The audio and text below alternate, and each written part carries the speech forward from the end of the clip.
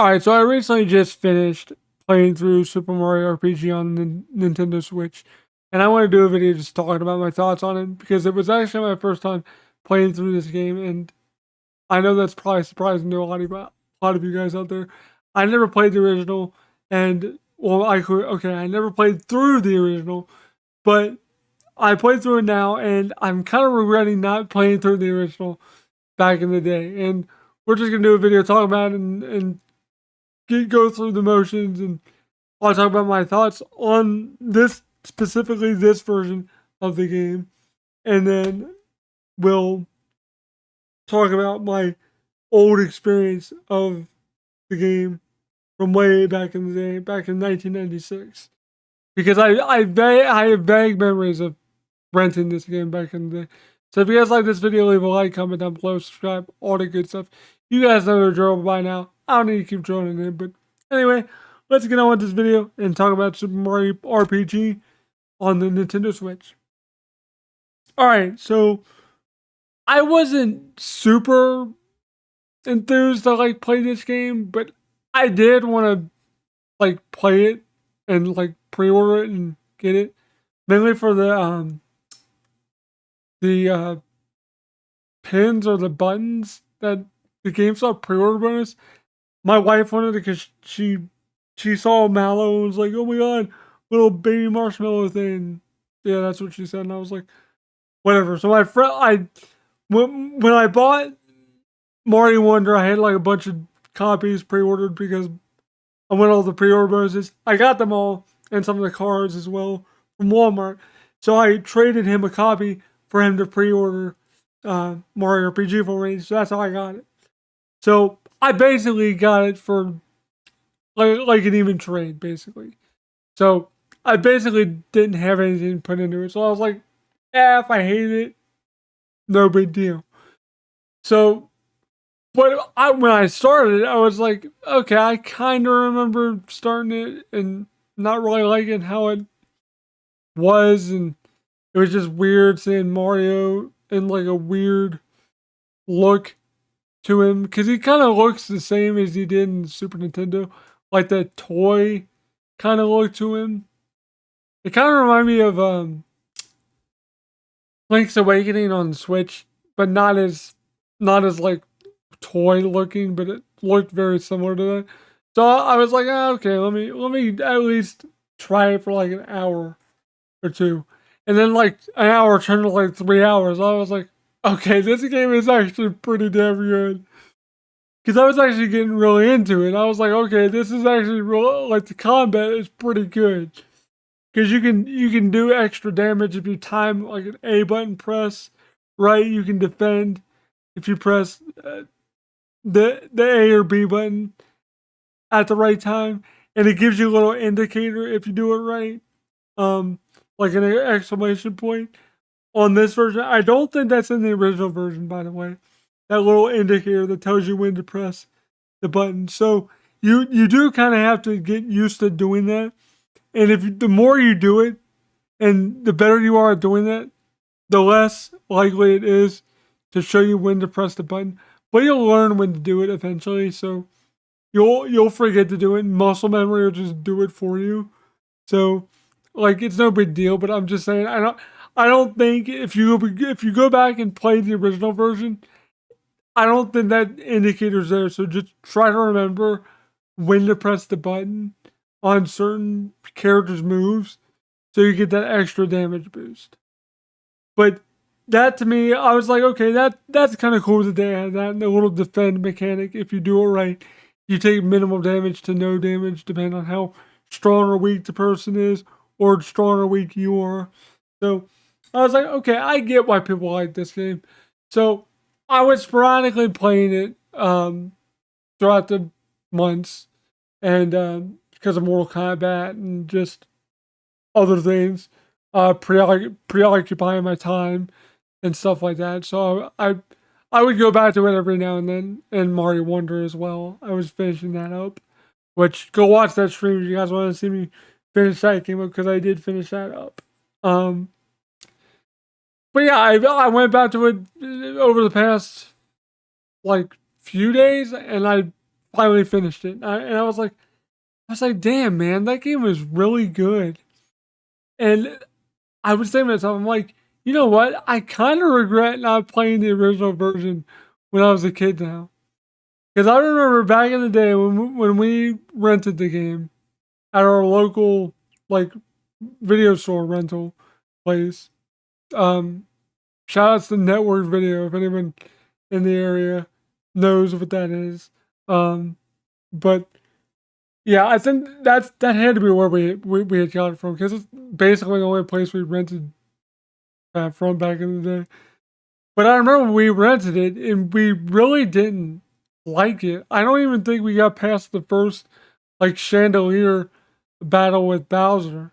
And I just remember us not liking it, and us being like, "What the hell are you like? What the hell do you? What is this? This is not Mario. Like this is some weird like strategy game or something. Like we didn't know what the RPG meant. We didn't know it meant role playing game. We didn't know what that was. So I think I don't remember exactly because this was like God almost 30 years ago at this point, like 26 whatever years ago. Whenever it came out, it was probably a year, maybe after that it came out. So maybe like 97, maybe. Um, but I'm pretty sure it was in 96 because I had to be like 5 or 6 years old when we played it. But anyway, I'm going off the rails here. But the point is like I remember just not liking the game, and for years and years, for basically up until now, I was like, I would always hear everyone say, "Oh, Mario RPG is such a good game. Mario and Luigi Superstar Saga, blah blah blah. It's such a good game. It's just like Mario RPG. Paper Mario is such a good game. Super Paper Mario Thousand Year Door is such a good game. Blah blah. All this stuff about like all these Mario RPGs being good." And I'm like, really though, like Mario in a role playing game, I couldn't wrap my mind around that, and I was like, yeah, I'm never gonna play Mario RPG. And then when they dropped the announcement at the one Nintendo Direct, I was like, okay, the HD graphics they look nice, and it impressed me. I was like, damn, it looks really cool how they did this, and that's what made me want to give it a shot. And I'm glad I did because man, the story in the game is like pretty interesting. Like the way Bowser eventually teams up with you, and just Geno comes to life. Mallow lives with frog people. Um, Princess Peach joins your team actually, and actually does things for once. And Bowser's keep gets taken over by Smithy. I'm assuming it's pronounced Smithy, but yeah, it was just a super interesting story because I never really got why people really wanted Geno in Smash Bros. Until now. Like, he's got some pretty badass moves. Like, his final smash could be that big, like, Geno cannon move, or the one move, I don't remember what it was called. I think it was called Geno Blast or something. The one that had like the big sun that comes out when he turns into the cannon. Like that could have been his final smash. There's so many moves that character could have had in a Super Smash Bros. Game. Not saying he'll never be in a game, but like I think technically like Square partly owns some of that, and that's why Mario RPG was like not ever redone until recently because now Nintendo was like, hey, we got Cloud and Smash. We could probably get Super Mario RPG on the Switch or do something with that. And that's what they did, probably. But I know Square owns, like, partly owns that game, just like with with Sora with Kingdom Hearts. Like that's technically like Disney, but it's like not.